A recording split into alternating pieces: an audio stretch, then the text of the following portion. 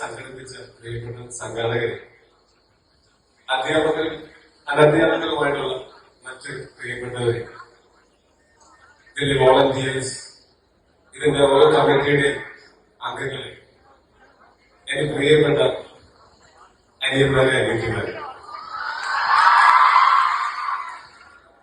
പൊതുവെ അങ്ങനെ ഭയങ്കരമായി സ്പീച്ച് പ്രിപ്പയർ ചെയ്ത് വരുന്ന സ്വഭാവം എനിക്കില്ല. എനിക്ക് ആ സമയത്ത് നമ്മുടെ ഔചിത്യബോധം ഉപയോഗിച്ച് കാര്യങ്ങൾ സംസാരിക്കുക എന്നുള്ളതാണ് ഞാൻ ചെയ്യാറുള്ളത്. പക്ഷേ എനിക്ക് മുമ്പ് സംസാരിച്ച, ആസിക്ക് മുമ്പ് സംസാരിച്ച രണ്ടുപേർ ഭയങ്കരമായിട്ടുള്ള ഉത്തരവാദിത്വമാണ് ഞങ്ങൾക്ക് തന്നിട്ട് പോയത്. അവരുടെ പ്രസംഗം ചുരുക്കി ഞങ്ങൾക്ക് പ്രസംഗിക്കാൻ കൂടുതൽ സമയം തരിക എന്നുള്ളത്. അതുകൊണ്ട് ഞാൻ ഓർത്ത് വെച്ചിരുന്ന 3-4 പോയിന്റ്സ് മറന്നുപോയി. എന്നാലും 3-4 വെച്ച് അഡ്ജസ്റ്റ് ചെയ്യാം എന്ന് വിചാരിച്ച ആ 3-4 ഒരു 3 ആസിഫ് പറഞ്ഞു കഴിഞ്ഞു.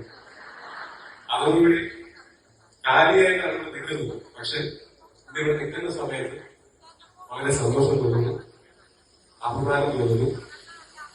സ്കൂളിൽ പഠിക്കുന്ന സമയത്തൊക്കെ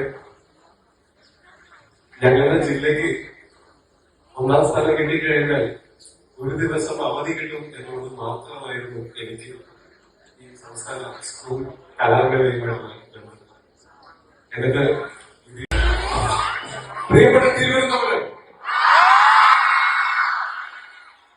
വേദിയിലിരിക്കുന്ന വിശിഷ്ട വ്യക്തികളെ, ഞങ്ങൾ കുറെ നേരമായി ഇത് ചർച്ച ചെയ്തുകൊണ്ടിരിക്കുകയാണ്. ഇത്രയും പ്രഗത്ഭരായ പ്രാസംഗികരിക്കുന്നതിന്റെ ഇടയിൽ ഞങ്ങൾ എന്ത് സംസാരിക്കുന്നുള്ളത്.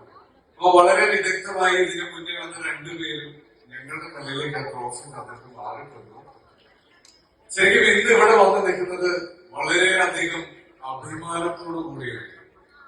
ഇത് 63ാമത് കേരള സ്കൂൾ കലോത്സവം സമാപന സമ്മേളനത്തിൽ വന്ന് നിൽക്കുമ്പോൾ എന്റെ ഒരു പേഴ്സണൽ ആയിട്ടുള്ള ഒരു അഹങ്കാരം കൂടിയാണ്. ഇതുവരെ കസേര പിടിച്ചിടാൻ പോലും ഒരു യുവജനോത്സവ വേദിയിലും കയറിയിട്ടില്ല. ഒരു കലാരൂപത്തിന്റെയും ഭാഗമായിട്ട് ഒരു സ്റ്റേജിൽ കയറിയിട്ടില്ല. ഇത്രയും വലിയൊരു ക്രൗഡിനെ നോക്കി സ്കൂൾ ടൈമിൽ സംസാരിക്കാനും പറ്റിയിട്ടില്ല.